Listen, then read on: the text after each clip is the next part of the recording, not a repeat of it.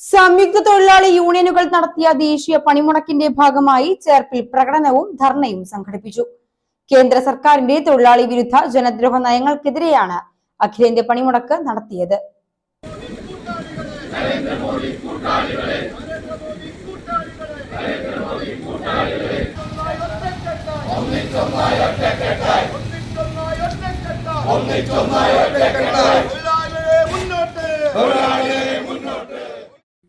CITU കേന്ദ്ര committee അംഗം PK Shajan ധർണ ഉദ്ഘാടനം ചെയ്തു.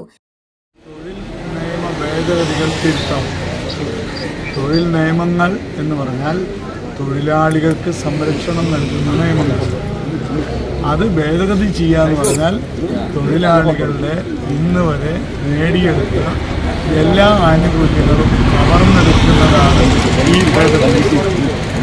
അതിനെതിരായ പോരാട്ടം എന്നത് കേവലം ഒരു വിഭാഗം തൊഴിലാളികളുടെ പ്രശ്നമല്ല. ഇന്ത്യ രാജ്യത്തെ പണിയെടുക്കുന്ന എല്ലാവരുടെയും പ്രശ്നമാണ് ഈ ഉയർത്തിപ്പിടിക്കുന്നത്. BMS ഈ സമരത്തിലില്ല.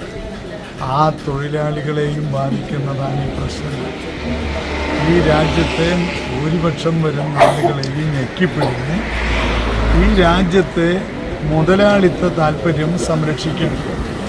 തൊഴിലാളികളെ ഞെക്കിപ്പിടിഞ്ഞാൽ, കൂലി കുറഞ്ഞാൽ, ആനുകൂല്യം നഷ്ടപ്പെട്ടാൽ ഈ സമ്പത്ത് മുഴുവൻ ഇന്ത്യ രാജ്യത്തെ ന്യൂനപക്ഷം വരുന്ന കുത്തക മുതലാളികളുടെ കൈകളിലേക്ക് എത്തും. ഈ ഭേദഗതിപ്പെടുത്തുന്നതിന് കാരണം മുതലാളിമാരുടെ പ്രശ്നങ്ങൾ പരിഹരിക്കാനാണ് എന്ന് യാഥാർത്ഥ്യം. AITUC മണ്ഡലം പ്രസിഡന്റ് M നാരായണദാസ് അധ്യക്ഷനായി. Advocate KG Santhosh Kumar, TUCI ജില്ലാ ഭാരവാഹി MG Jayakrishnan, AS Anwar, VM Vinod എന്നിവർ സംസാരിച്ചു.